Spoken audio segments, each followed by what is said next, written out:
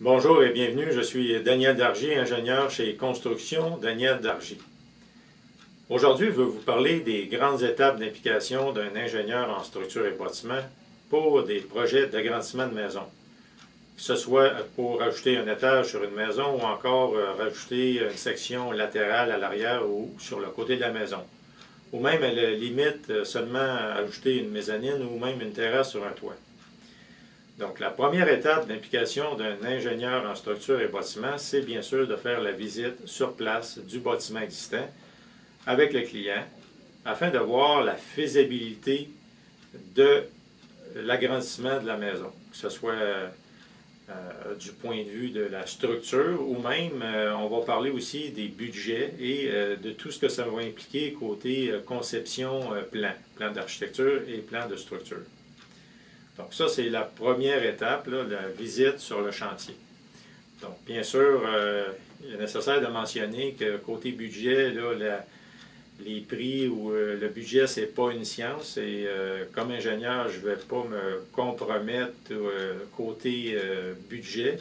Mais bien sûr, étant donné mon expérience là, depuis 1989, que je suis entrepreneur général et ingénieur, j'ai acquis une certaine expérience pour guider les clients puis leur donner un certain point de vue sur qu'est-ce que ça peut représenter côté budget.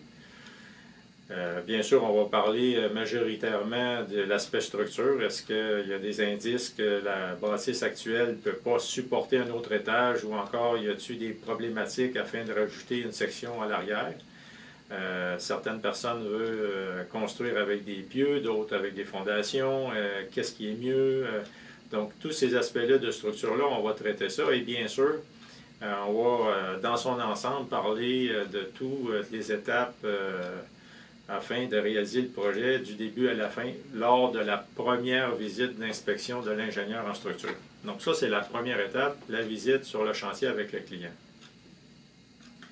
Une fois que le client a pris compte de toutes ces informations-là, il veut aller de l'avant. Donc, la deuxième étape, ça va être bien sûr de concevoir des plans.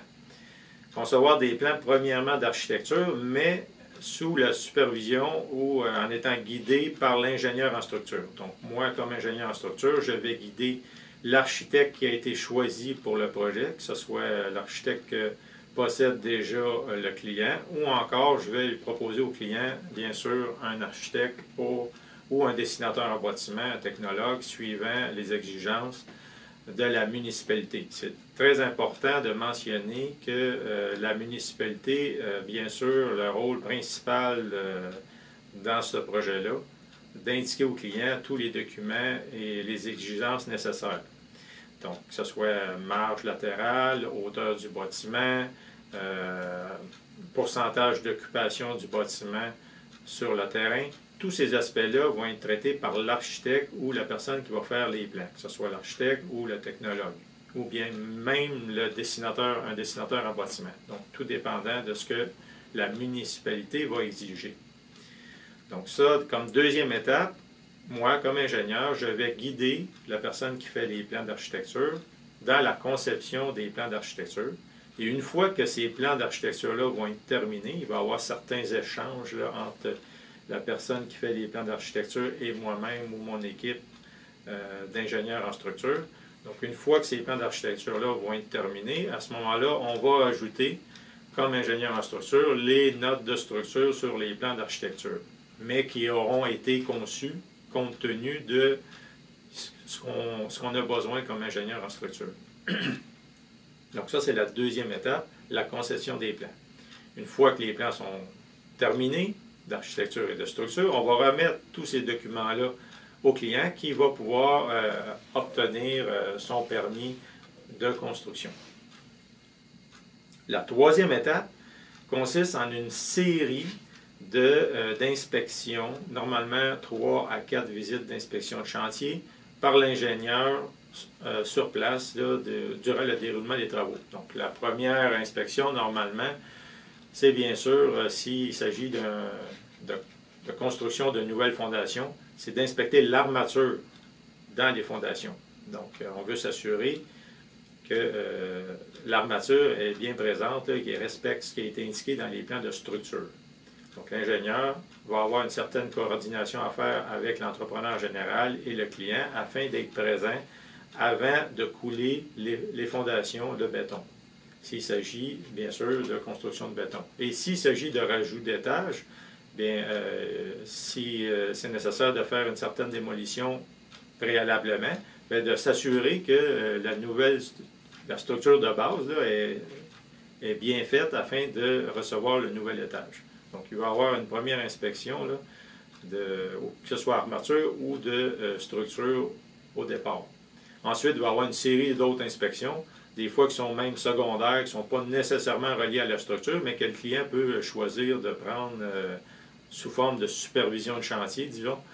Donc, je peux inspecter une fois que les fondations sont coulées, le drain, le remblai du drain, le gravier, la membrane sur les fondations, toutes sortes d'éléments de construction.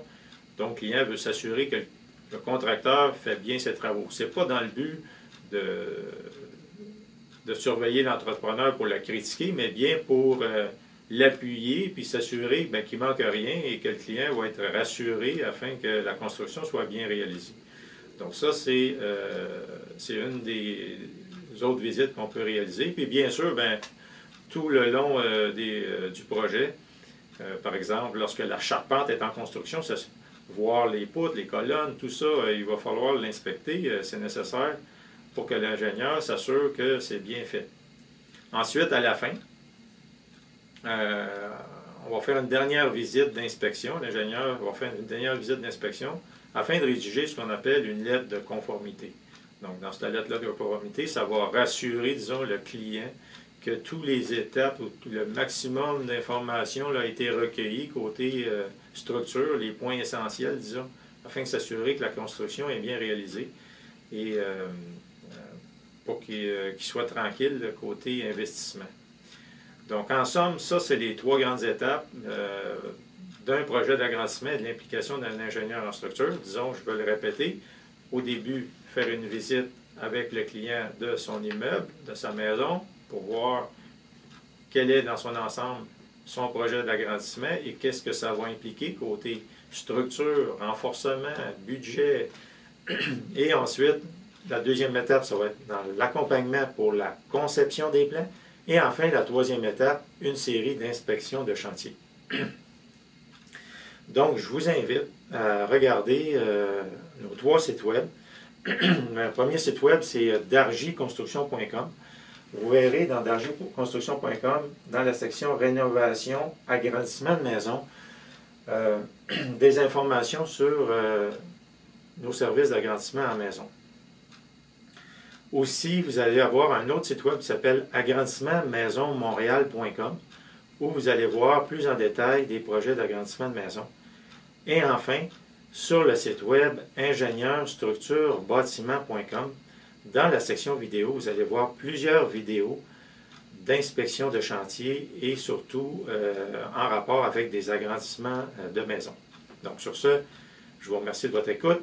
N'hésitez pas à me contacter. Je suis Daniel Dargy, ingénieur chez Construction Daniel Dargy, pour tout ce qui a trait à un service d'accompagnement d'ingénieurs en structure et bâtiment pour des projets d'agrandissement de maison. Merci. À la prochaine.